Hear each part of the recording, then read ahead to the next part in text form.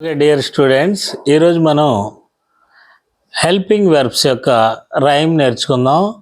అయితే దీంట్లో మనం పెద్దగా ఎక్స్ప్లెయిన్ చేసుకునేది ఏమి ఉండదు. 24 హెల్పింగ్ వెర్బ్లు ఉంటాయి. ఆ 24ంటిని మనం నేర్చుకోవాలి. ఒకసారి నేను పాడతాను, జాగ్రత్తగా వినండి. All helping verbs only 24. am, is, are, was, were, do, does, did, will, shall, have, has, had, can, could, may, might, must, would, should, need, dare, ought, used to. ఇదనమాట రైము. సో ఇవన్నీ కూడా 24 ఉంటాయి helping వెర్బ్లు. వీటన్నింటినీ మనం నేర్చుకోవాలి. ఇవి నేర్చుకున్న తర్వాత వీటిని ఎలా ఉపయోగించుకోవాలి అనేది మనకు అర్థమవుతుంది అనమాట. కాబట్టి ఈ రైమ్ని ఎక్కువ సార్లు వినడం ద్వారా మాత్రమే మనం నేర్చుకోగలం. లేదు, ఎక్కువ సార్లు ప్రాక్టీస్ చేయాలి. అంతే తప్పితే దీన్ని వివరించి గుర్తుపెట్టుకునేటువంటిది ఏమీ ఉండదనమాట. కాబట్టి ఒకసారి నాతో పాటు మీరు కూడా పలకండి. All helping verbs only 24. All helping verbs only 24. am, is, are, was, were, do, does, did, will, shall, have, has, had, can, could, may, might, must,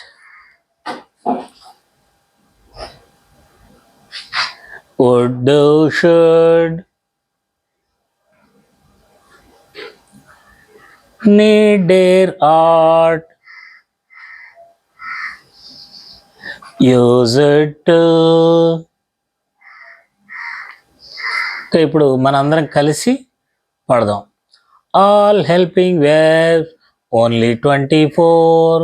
am, is, are, was, were, do, does, did, will, shall, have, has, had, can, could, may, might, must, would, should, need, dare, ought, used to. మరొకసారి చెప్దాం, ఎందుకంటే దీంట్లో explanation కన్నా గుర్తుపెట్టుకునేదే ఎక్కువ ఉంటుందన్నమాట. All helping verbs only 24. am, is, are, was, were, do, does, did, will, shall, have, has, had, can, could, may, might, must, would, should, need, dare, ought, used to. విన్నారు కదా, మొత్తం 24 హెల్పింగ్ వెర్బ్లు. వీటిని మనం ఎక్కువ సార్లు ప్రాక్టీస్ చేసి నేర్చుకోవాలి. ఇప్పుడు దీన్ని మనం ఇంగ్లీష్లో ఎలా ఉపయోగించుకుంటాం అనేది తెలుసుకుందాం. ఓకేనా? ఓకే స్టూడెంట్స్, మనము 24 హెల్పింగ్ వెర్బ్లు ఉన్నాయని చెప్పుకున్నాం. హెల్పింగ్ వెర్బ్లు అంటే ఏంటి మరొకసారి మీరు గుర్తు తెచ్చుకోండి. ఒక్కసారి పాతకానికి వెళ్ళిపోదాం. వెర్బు అంటే ఒక వాక్యం తయారు కావాలంటే నౌను వెర్బులు ఉండాలి. నౌను ఒకవేళ లేకుంటే ప్రొనౌన్ అయినా ఉంటుంది. వెర్బు ఒకవేళ లేకుంటే హెల్పింగ్ వెర్బ్ అయినా ఉంటుంది. హెల్పింగ్ వెర్బ్ అనేటువంటిది చాలా చాలా ఇంపార్టెంట్ అనమాట. దీని తర్వాత రైమ్లో అదే మనం తెలుసుకుంటాం. హెల్పింగ్ వెర్బ్ అనేది ఎంత ఇంపార్టెంట్ అనేటువంటిది.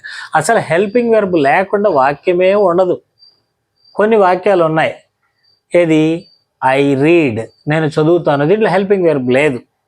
అలాగే ఐ వెంట్, నేను వెళ్ళాను, కానీ దీంట్లో కూడా హెల్పింగ్ వెర్బ్ ఇంటర్నల్గా ఉంటుంది అన్నమాట, లోపల ఉంటుంది. అది అవసరమైనప్పుడు మనం బయటికి తీయాలి, లేకపోతే హెల్పింగ్ వెర్బ్ లేకపోతే పని జరగదు అనమాట. కాబట్టి ఏ వాక్యమైనా సరే మనకి వర్డ్లో వొవెల్ ఎలా అయితే ఉంటుందో ఒక సెంటెన్స్లో హెల్పింగ్ వెర్బ్ అనేటువంటిది ఖచ్చితంగా ఉండాల్సిందే. కాబట్టి అయితే ఇప్పుడు మనం 24లో కూడా ఇంపార్టెంట్ హెల్పింగ్ వెర్బులను చూద్దాం. ఇంపార్టెంట్ హెల్పింగ్ వెర్బులు, అసలు హెల్పింగ్ వెర్బ్ మనకి దేనికి ఉపయోగపడుతుంది అని అంటే టెన్స్ తెలుసుకోవటానికి. టెన్స్ అంటే ఏంటి? ప్రజెంటా, పాస్టా, ఫ్యూచరా? మనం ఇంతకు ముందు చెప్పుకున్నాం. ఏంటి? ఫ్యూచర్ని తెలుసుకోవాలంటే ఒకటే ఒకటి ఇచ్చేసాం. ఏంటి? విల్. విల్ కనబడిందంటే అది ఫ్యూచర్. మనం కళ్ళు మూసుకొని చెప్పేయచ్చు, విల్ కనబడితే అది ఫ్యూచర్. అలాగే పాస్ట్ అంటే జరిగిపోయింది తెలుసుకోవాలంటే ఏంటి అని అంటే దానికి వాజ్ కానీ వర్ కానీ, వాజ్ కానీ వర్ కానీ వచ్చింది అంటే అది పాస్ట్. అలాగే ప్రజెంట్ వచ్చేసి యామ్, ఈజ్, ఆర్ అనేటువంటి. ఇప్పుడు ఇంకొంచెం పెరిగాయి. ఏంటి చూద్దాం. చూడండి, ఇక్కడ మొట్టమొదటిది ప్రజెంట్, ఇటుపక్క యామ్, ఈజ్, ఆర్. ఇవి ప్రజెంట్ అనమాట. Am, is, are present. ఇవి మనకు తెలిసిందే కదా. Am, is, are, am, is, are, was, were. Was, were ఇవి పాస్ట్లోకి వెళ్ళిపోయాయి. ఇక లాస్ట్లోకి వచ్చేసి ఫ్యూచర్ వచ్చేసేటప్పటికి అది తర్వాత రాద్దాం. ఇది వచ్చేసి యామ్, ఈజ్, ఆర్ వచ్చేసి ప్రజెంట్, వాజు, వర్ వచ్చేసి మనకి ఫస్ట్ లైన్ అయిపోయింది. యామ్, ఈజ్, ఆర్, వాజు, వర్. తర్వాత రెండోది వచ్చేసి డూ, డజ్. డూ, డజ్ ఇవి కూడా ప్రజెంటే. ఇవి కూడా ప్రజెంటే. ఇవి కనపడ్డా సరే అది ప్రజెంట్ అని మనం టక్కన గుర్తుపెట్టుకోవాలన్నమాట. లేదు పాస్ట్లోకి వచ్చేటప్పటికి డిడ్ ఉంటుంది అనమాట. ఏముంటుంది? డిడ్ ఉంటుంది. ఇక్కడేమో వాజు, వర్ వచ్చాయి. ఇక్కడ డూ, డజ్ ప్రజెంట్లో వచ్చేసి డిడ్ అనేది ఇక్కడికి వచ్చేసింది అనమాట. అలాగే హ్యావ్, హ్యాజ్. హ్యావ్ వచ్చినా, హ్యాజ్ వచ్చినా ఇవి కూడా ప్రజెంటే. ఒకవేళ హ్యాడ్ వచ్చిందంటే మాత్రం అది పాస్ట్. ఇక చివరిగా వచ్చేసి మనకి ఫ్యూచర్లో విల్ ఒకటి, షల్ ఒకటి. వీటిని మనం గుర్తుపెట్టుకుంటే సరిపోద్ది. ఇక లాస్ట్లో ఇంకోటి కూడా చెప్పాం, కెన్, కుడ్. ఇంత మటుకు గుర్తుపెట్టుకుంటే చాలు మనకి. ఇంతవరకు గుర్తుపెట్టుకుంటే ప్రజెంట్ ఏంటి, పాస్ట్ ఏంటి, ఫ్యూచర్ ఏంటి అనే హెల్పింగ్ వెర్బ్లు ఈజీగా అర్థమైపోతాయి. మీకు ఒకవేళ ఒక వాక్యంలో యామ్ కానీ, ఈజ్ కానీ, ఆర్ కానీ ఉందనుకోండి, అది ప్రజెంట్, ఇది ఇప్పుడు జరుగుతున్నటువంటి సంఘటన. లేదు డూ కానీ, డస్ కానీ ఉన్నా అది ఇప్పుడు జరుగుతుంది అని మనకు అర్థం అవుతుంది అనమాట. అలాగే హ్యావ్ కానీ, హ్యాస్ కానీ ఉన్నా ఇప్పటిదే, కెన్ ఉన్నా ఇప్పటిదే. ఇక్కడ చూడండి వాజు, వర్ పాస్ట్లో.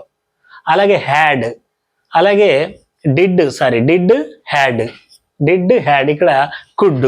ఇక్కడ ఈ మూడింటికి డీలు వచ్చేసాయి. Did, had, could. కాబట్టి డీల్ వచ్చిందంటే అది పాస్ట్ అని గుర్తుపెట్టుకోవచ్చు. ఫ్యూచర్లో మనకి చాలా సులభంగా గుర్తుపెట్టుకోవచ్చిందంటే విల్ కానీ, షెల్ కానీ ఉన్నట్లయితే మనం దాన్ని ఫ్యూచర్ అని గుర్తుపెట్టుకోవచ్చు అనమాట. కాబట్టి ఇదొక్కటే మనం గుర్తుపెట్టుకోవాల్సింది. దీన్ని బాగా చూడండి, బాగా గమనించుకోండి. దీని ప్రకారం మనం వాక్యం వచ్చిందంటే టక్కన దాన్ని గుర్తుపట్టాలన్నమాట. For example they were going, they were going అన్నప్పుడు అది దేంట్లో వస్తుంది? పాస్ట్లో వస్తుంది అనమాట. మీరు దాని అర్థం ఏంటి అనేది ఆలోచించొద్దు. అక్కడ ఏ హెల్పింగ్ వెర్బ్ ఉంది అనేది మాత్రమే ఆలోచించండి. Did he play cricket, did he play cricket. ఇక్కడ ఒక హెల్పింగ్ వెర్బ్ వచ్చింది. ఏం హెల్పింగ్ వెర్బ్ వచ్చింది? డిడ్ అనేటువంటిది వచ్చింది. కాబట్టి అది ఏ టెన్స్లో ఉంది? పాస్ట్. డిడ్ వచ్చింది కదా, కాబట్టి ఇక్కడ డిడ్ అనేది పాస్ట్లో ఉంది కాబట్టి అది పాస్ట్లో వెళ్ళిపోయింది అనమాట. I can go to Guntur, I can go to Guntur. మనకి దాని అర్థం వద్దు, మీరు చూడాల్సింది కేవలం హెల్పింగ్ వెర్బ్ మాత్రమే. I can go to Guntur. ఇందులో హెల్పింగ్ వెర్బ్ ఏంటిది? కెన్ అనేటువంటిది. I can go to Guntur. So can అనేటువంటిది ఏ టెన్స్లో ఉంది? ప్రజెంట్ టెన్స్లో ఉంది అనమాట. కాబట్టి కెన్ వచ్చేసి మనకి present tense. I have a car, I have a car. Have అనేటువంటిది ఎక్కడుంది? ప్రజెంట్లో ఉంది. కాబట్టి ఇది ప్రజెంట్. కాబట్టి మీరు బాగా గుర్తుపెట్టుకోవాల్సిందేంటి? Am, is, are, do, does, have, has, can ఇవి ప్రజెంట్ టెన్స్. అలాగే was, were, did, had, could ఇవి పాస్ట్. ఫ్యూచర్ వచ్చేసి విల్, షెల్. మీరు వెనక నుంచి వస్తే సులభం గుర్తుపెట్టుకోవచ్చు. విల్, షెల్ అవి రెండు వచ్చినాయి కూడా ఎల్ఎల్ ఉండేటువంటి అది ఫ్యూచర్. అలాగే పాస్ట్లో వచ్చేసేటప్పుడు ఈ మూడింటిని చాలా సులభంగా గుర్తుపెట్టుకోవచ్చు. డిడ్ కానీ, హ్యాడ్ కానీ, కుడ్ కానీ. డి ఎక్కడ డి కనపడ్డా అది పాస్ట్. ఆ హెల్పింగ్ వెర్బ్ డి ఉందంటే పాస్ట్ అని మనం ఈజీగా గుర్తుపెట్టుకోవచ్చు అనమాట వీటిని చూసి. అలాగే వాజ్, వర్, ఈ రెండింటిని మనకి ఇంతకు ముందే తెలుసు కాబట్టి వీటితో పాటు ఇవి కూడా గుర్తుపెట్టుకోవచ్చు. అలాగే ఇవి కొత్తవి అనమాట. దీంట్లో కొత్తగా వచ్చినాయి ఏంటి? డూ, డస్ ఒకటి, కెన్ ఒకటి. కాబట్టి వీటిని గుర్తుపెట్టుకోండి. ఈ హెల్పింగ్ వెర్బులు కనుక మనకు బాగా అర్థమైతే వాక్యాల్ని చాలా సులభంగా రాసేయచ్చు. నెక్స్ట్ రైమ్లో ఈ వాక్యాల్ని బ్రహ్మాండంగా మనం మార్చేసేయచ్చు అనమాట. చాలా చక్కగా అటు నుంచి ఇటు, ఇటు నుంచి అటు మార్చేసేయచ్చు. కొత్త కొత్త వాక్యాలు తయారు చేయొచ్చు. ఇక మనం వాక్యాల్లోకి వెళ్ళిపోతున్నాం. ఇప్పుడు దాకా సెంటెన్స్లు ఎలా రాయాలి అనుకుంటూ నెమ్మదిగా వచ్చాం. ఇప్పుడు మనం డైరెక్ట్గా వాక్యాల్లోకి వెళ్ళి వాక్యాల్ని రాసుకుంటూ అట్ ద సేమ్ టైం మనం ఇంక మిగతా విషయాలను కూడా తెలుసుకుంటాం అనమాట. అయితే ఒకటే, మీరు ఫస్ట్ రైమ్ దగ్గర నుంచి, ఒకటో రైమ్ దగ్గర నుంచి చూస్తేనే మీకు అర్థం అవుతుంది. ఈ మధ్యలో రైమ్ చూస్తే మాత్రం మీకు ఏం అర్థం కాదు. కాబట్టి మీరు ఫస్ట్ నుంచి ఈ రైమ్స్ చూడండి. ఓకేనా? Thank you.